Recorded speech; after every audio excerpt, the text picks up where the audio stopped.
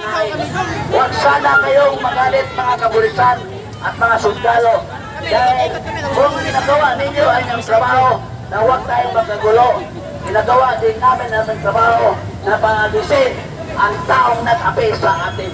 Hindi lang kami ang inapi, kundi kayo, pamilya no, at pamilya ng mga sundalo ang naapi dahil hindi ginagasta. Ninanakaw lang ni Marcos Bagat ang pera ng taong bayan upang lustayin sa kanilang mga lakwatsan ginagawa. So mga kaibigan, ulitin ko, sisigaw tayo. Sino ang ipalit natin o magpitay? Si Pangak Marcos? Sino? Sisigaw tayo na isang Duterte!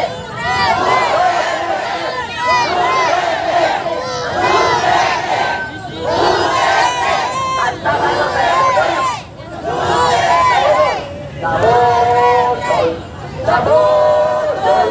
Nabudol ang Pilipino! Nabudol! Nabudol! Nabudol ang Pilipino!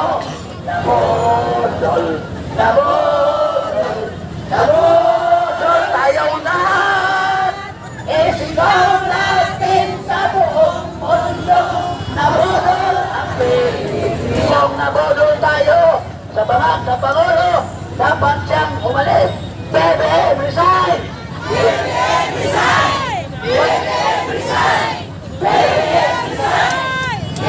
Yun po ang mensahe namin sa Bangag na Pangulo sa araw na ito.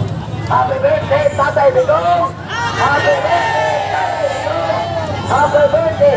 At dito lang kami, ipaglaban ka namin hanggang kamatayan. Mabuhay si Tatay Digong!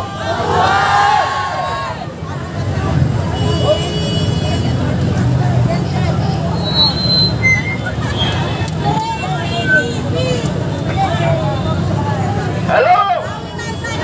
Alam niyo mga kaibigan? Hindi niyo ba alam? Alam niyo ba? 1983! Ito'y Aquino! Tulad ako nila yan o yan, yung mga nakapila na yan. Kasama ako dyan sa Guardia. Kasama ako na humaharang ang tawag doon si Municipal Control noong panahon ng 1983. Andyan ako noon. Ngayon, nandito ako ngayon. Ako ngayon ang binabantayan. Tayo pala. Alam nyo, ibibigay ko lang ng background ha.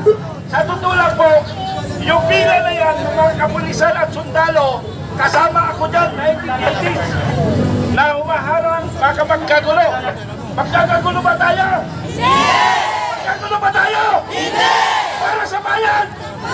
Para sa bayan ang ating bakay dito! Yes! Nakalimutan pala natin, bago ang lahat, bumati muna tayo ng, kumanta muna tayo. Happy birthday to you! Happy birthday to you! Happy birthday! Happy birthday! Happy birthday to you! Okay, ulitin ko yan para maintindihan ng kapulisan at sundalo. Mga kapatid, dati ako dyan sa inyong posisyon. Ngayon at naunawaan ko ang posisyon na yan. Sa totoo lang kasi, noong panahon na yan, yung grupo na ito, Partido Komunista. Alam nyo ba ang Partido Komunista? Pumunta sa Luwasang Bonifacio, inunahan tayo ang makabayan nila. Kasi nga, kakampi ng administrasyon ang NPA! Hoy, kapatid, huwag kayo kumampi sa NPA, ha? Okay, pero totoo yun.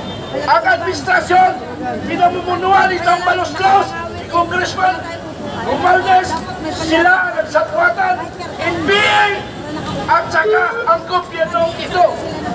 Kaya, mali ang administrasyon ngayon. Pinuhin nyo, ang administrasyon ngayon, kakampi ang NPA. Kakampi ang oligarchs. Wala tayong kakampi. Saan ba tayo tumatakbo? Wala tayong takbuhan, di ba? Sino kakampi natin? Taong bayan! Taong bayan! Iba ang gobyerno. Sino ba ang gobyerno? Sino ang gobyerno? Sino? Ang taong bayan! Okay, ipaliwanag natin ang konstitusyon ng preamble. Ang taong bayan ang gobyerno, di ba, tao?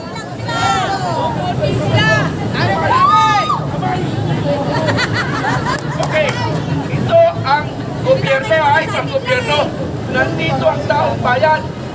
Nandito ang taong bayan, paliwanag ako para maintindihan ng lahat. Ito yung taong bayan. Ito yung konstitusyon. Ang gobyerno nandito. So lahat sila, mga sundalo at pulis at mga nasa gobyerno, ating mga tauhan. Tauhan natin sila. Ang mga tauhan, kasi tayo ang nagpapasahod. Ulitin ko taong bayan, konstitusyon, gobyerno, nandito ang gobyerno. Sila ay mga tauhan natin. So dapat respetuhin nila ang ating karapatan. Sa totoo lang mga kasama, mga kaibigan, ako ang #1 na anti-communist. Ako po ay isang operation officer ni General Palparan. Ako po ang hindi nakulong. Sa panahon ni General Palparan, ako ang operation officer niya. Hindi ako nakulong. Hindi ko akalain na ako ay magsasalita sa Mindiola. Wala sa pangarap ko. Pinabinila ko ng kamatis. Bakit ako nakarating dito? It's because mahal ko ang aking bayan. Kaya ako...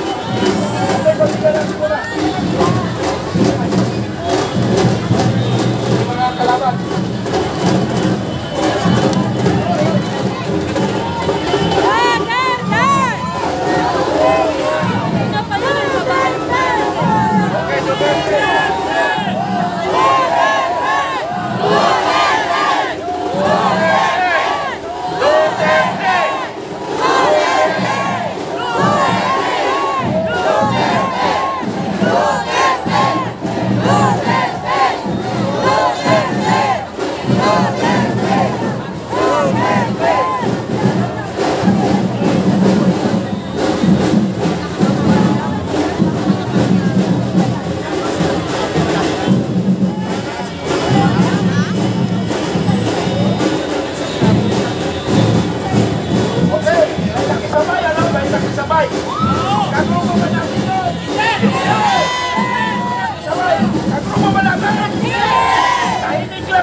Magsasalita, iparating lang natin ang ating mga hinanaing, mga kapatid kong pulis at mga kapatid kong sundalo.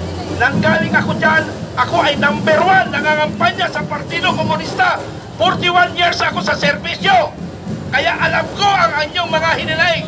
Pero kalma lang kayo, ang importante, nandiyan kayo, nagbabantay sa taong bayan. Maraming salamat mga kapulisan at kasundaluhan. Kilala ko kayo ang mga iba dyan. Yung dating commander dyan, dating kong kasama, si General Sagala, dating kong under. Okay, maraming salamat para sa bayan, para sa bayan, para sa bayan ng ating laban. Walang gulo na gagawin. Hindi magmumula sa atin ang kaguluhan kung hindi magkakaisa para sa bayan, para sa bayan, para sa bayan, para sa bayan. Okay, maraming salamat at magandang hapon sa inyong lahat. Alright, okay na ba kayo? Okay, sa mga kapulis namin, we denounce trouble, sir. Ito pong grupo namin, we're just here for a purpose talaga para sa ating karapatan, no? Gusto namin isigaw din na hindi na maganda ginagawa ng kasalukuyang gobyerno. So, kung may manggulo man po dito, hindi po galing sa grupo po namin yan. Taga Pasingko raw. Tansan po rito mga taga Pasingko. Meron pong nawawalang nanay. Nawawalang nanay po. Kasama po ng taga Pasingko. Dito po si nanay, nawawala. Nay, Duterte po ba kayo, Nay? Ha? Nakariban mo ba? Duterte din pala to. Hindi pala nawawala si nanay. Palapakan natin si nanay. Mali yung sabi mo, sir, na nawawala. Tara sa tamang lugar si nanay. Alright, so, please lang, walang manggulo. Kung may manggugulo man dyan, hindi tropa natin yan. Hawakan agad natin, bigyan natin si mga polis. Huwag tayong lumaban. Huwag natin sila bigyan ng rason para hindi magkaroon ng eleksyon. Swerte sila. Alam niyo naman yung laro ng politika ngayon, okay? May sasabihin ako sa inyo, ganito yan kasi. yung sila ngayon, alam mo, naghahanap na lang yan sila ng any reasons. No? Kasi malapit na yung second midterm election eh, no? So, kailangan talaga nilang manalo. Eh ngayon, sa nakikita natin, babang-baba yung rating sa kanilang mga kandidato dahil po sa kagagawa din po nila. Kaya maghahanap din sila ng rason para itigil po yung eleksyon. So wala na ibang rason kundi gulo. Pag sila ang nanggulo, pag tayo lumaban, sino ang talo? Talo tayo, huwag tayo magpadala. Eh may mga kapulisyan naman dyan. Mahuhuli din niya kung sino sila.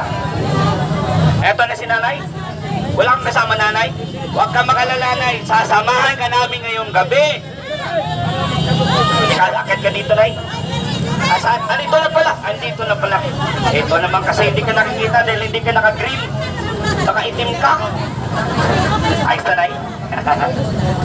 Alright, welcome po lahat ng mga tawag nito, yung mga gusto magsalita po ngayong gabi. But before that, wala pa kasi tayong sound system. Mayroon akong dalang gitara. Galing pa po ako ng General Santos City, Sarangani. Meron akong ginawang compositions po, 2 songs na ngayon nag-viral din sa social media. Eh dapat sa Davao ko kantahin. Pero may mga nag-iingi din ng pabor na dito daw sa Manila tugtugin. Kaya pumunta ako dito, galing pa po ako sa Sarangani. Palakpakan po natin yung mga sarili ninyo. At sa amin, malayo po mong pinunta namin.